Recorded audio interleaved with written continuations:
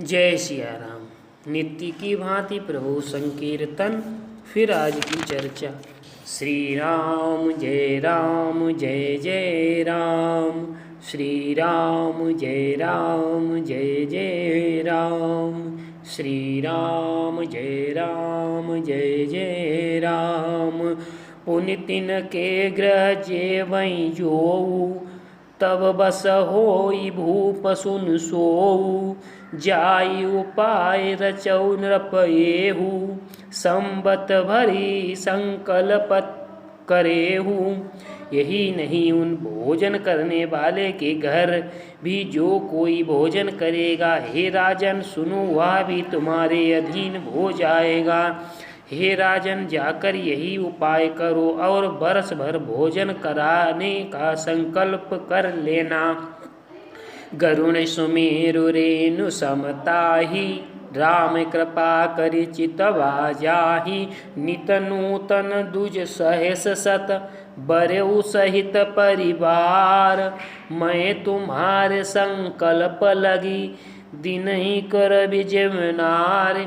नित्य नए 1,00,000 ब्राह्मणों को कुटुंब सहित निमंत्रण करना। मैं तुम्हारे संकल्प के काल अर्थात 1 वर्ष तक प्रतिदिन भोजन बना दिया करूँगा। यही विधि भूप कष्ट अति थोरे, हुई है सकल विप्र बस तोरे। करी है विप्र होम मख सेवा, तेहि प्रसंग सहजहि बस देवा।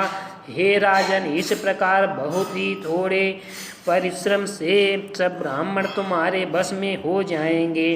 ब्राह्मण हवन यज्ञ और सेवा पूजा करेंगे तो उस प्रसंग संबंध में देवता भी सहज ही बस में हो जाएंगे। और एक तोई कहाऊँ लखाऊँ, मैं यही भेषन आवऊँ काऊ। तुमरे उपरोहित कौराया, हरियाणव मैं करि निज माया। मैं एक और पहचान तुमको बताए देता हूँ कि मैं इस रूप में कभी ना आऊँगा। हे राजन, मैं अपनी माया से तुम्हारे पुरोहित को हर लाऊंगा। तपवल तेई करी आप समाना, रखियऊँ यहाँ बरस परवाना। मैं धरिता सुभेशु सुनु राजा, सब विधि तोर संवारव काजा। तप के बल से उसे अपने समान बनाकर 1 वर्ष तक यहाँ रखूँगा। हे राजन सुनो, मैं उसका रूप बनाकर सब प्रकार से तुम्हारा काम सिद्ध कर दूँगा। गए निशि बहुत शयन अव कीजे, मोहि तोई भूप भेंट दिन तीजे। मैं तप बल तोई तुरग समेता, पहुँचई सोवत निकेता। हे राजा, रात बहुत बीत गई है, अब सो जाओ। आज से तीसरे दिन तुमसे मैं मिलूँगा आके। तप के बल से घोड़े सहित तुमको सोते ही घर पहुँचा दूँगा। मैं आऊ बसोई भेषु धरि, पहिचान्यऊ तब मोई।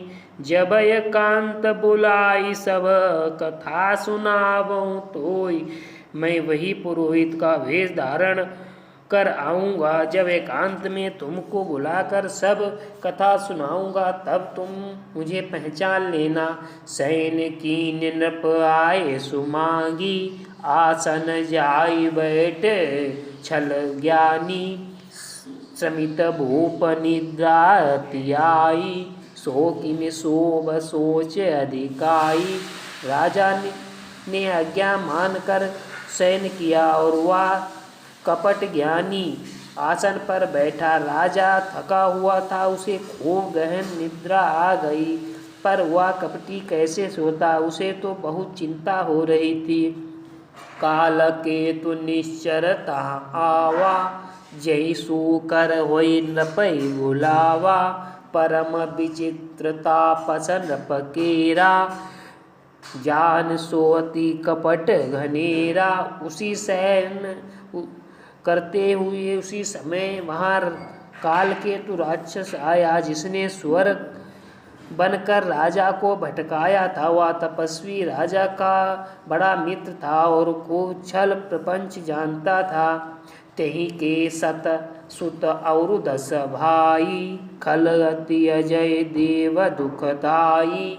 प्रथम भूप समर सब मारे, विप्र संग सुर देखी दुखारे। उसके 100 पुत्र और 10 भाई थे, जो बड़े ही दुष्ट, किसी से ना जीतने वाले और देवताओं को दुख देने वाले थे। ब्राह्मणों, संत और देवताओं को दुखी देखकर राजा ने उन सबको पहले ही युद्ध में मार डाला था।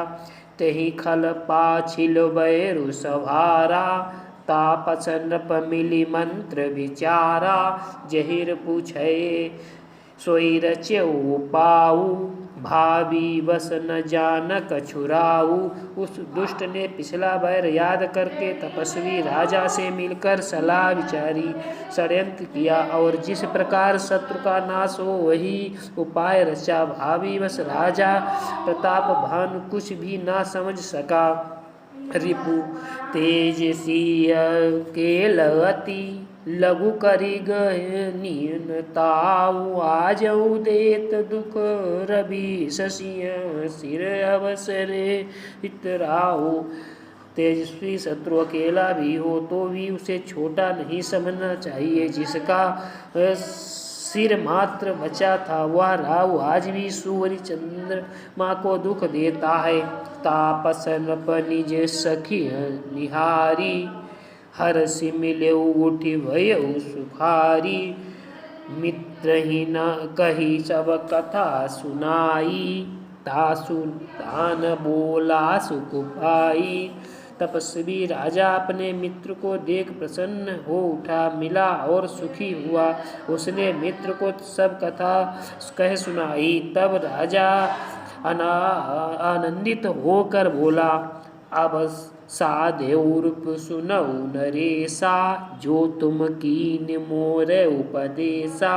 परिहर सोच रहु तुम सोई, बिनु औषधि व्याधि विधि कोई। हे राजा सुनो, अब तुमने मेरे कहने के अनुसार इतना काम कर दिया तो अब मैं शत्रु को काबू में कर लिया है। समझो तुम अब चिंता त्याग कर सो रहो। विधाता ने बिना ही दबा के रोग दूर कर दिया। शेष अगले वीडियो में। श्री राम जय राम जय जय राम, श्री राम जय राम जय जय राम, श्री राम जय राम जय जय राम। सीताराम नाम महाराज की जय।